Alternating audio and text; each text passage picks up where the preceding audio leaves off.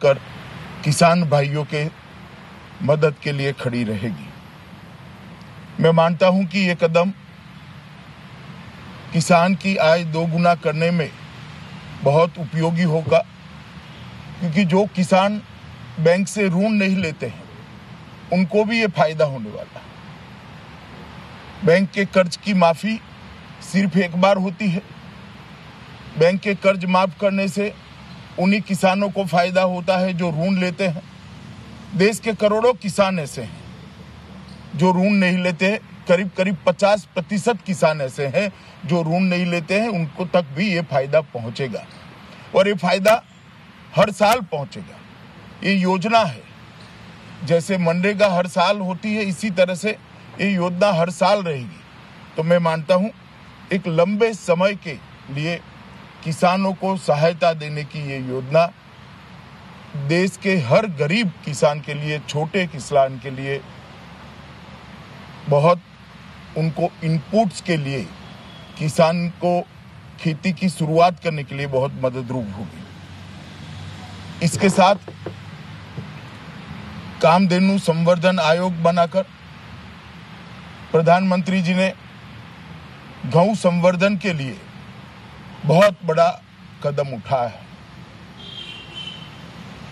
हमारे संविधान के मार्गदर्शक सिद्धांतों में गौ संवर्धन और गौ संरक्षण दोनों प्रमुख रूप से उल्लेखित किए गए हैं। गायों की नस्ल को सुरक्षित करना, उसको बढ़ावा देना, गौशालाओं का निर्माण करना, अनेकविध गौ संवर्धन के उद्देश्यों को एक कामधेनु संवर्धन आयोग पूर्ण करने में सहायता करेगा। और हमारी सनातन संस्कृति में चाहे पूज्य बापू हो या विनोबा भावे, सबने गाय के महत्व को हमारे समाज जीवन में, हमारे अर्थ जीवन में स्वीकारा है और प्रधानमंत्री जी ने कामधेनु संवर्धन आयोग से इसको बल देने का काम किया है। किसान क्रेडिट कार्ड में समय पर भुगतान करने पर कुल 2 और 3 ऐसे 5% की रियायत देकर एक बहुत बड़ी और राहत समय पर भुगतान करने वाले किसानों को दी है। मैं मानता हूं यह बहुत बड़ी बात है। देश के जीडीपी में बहुत बड़ा योगदान करने वाले मछुआरा समुदाय के लिए भी मत्स्य पालन विभाग को अलग से बनाकर एक नई शुरुआत भारतीय जनता पार्टी की नरेंद्र मोदी सरकार ने की है और देश के करोड़ों मछुआराओं के कल्याण के लिए ये मत्स्य पालन विभाग अब सीधी कामगिरी करेगा। इससे मछुआरों का कल्याण करने में सहायता होगी। प्रधानमंत्री श्रमयोगी मानधन योजना देश के लगभग 10 करोड़ से ज्यादा गरीब श्रमिकों को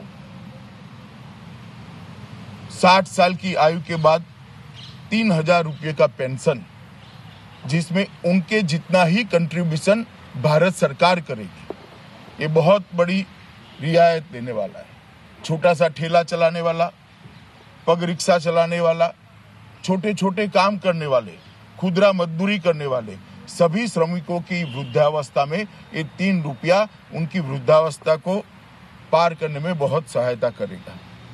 संगठित क्षेत्र के मजदूरों के लिए भी बोनस और बोनस मिलने की पात्रता दोनों को बढ़ाकर एक बड़ी राहत देने का काम भारतीय जनता पार्टी की नरेंद्र मोदी सरकार ने किया। घुमंतु समुदाय के लिए भी एक आयोग बनाकर घुमंती जातियों के कल्याण के लिए अब सीधा काम करने का एक जरिया भारत सरकार ने इस बजट में शुरू किया है।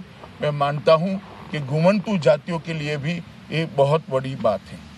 1 लाख गांवों को डिजिटल करने का जो फैसला लिया है, उससे गांवों के अंदर रोजगारी भी बढ़ेगी, गांव और शहर का अंतर भी कम होगा, गांव की शिक्षा में भी सुधार होगा।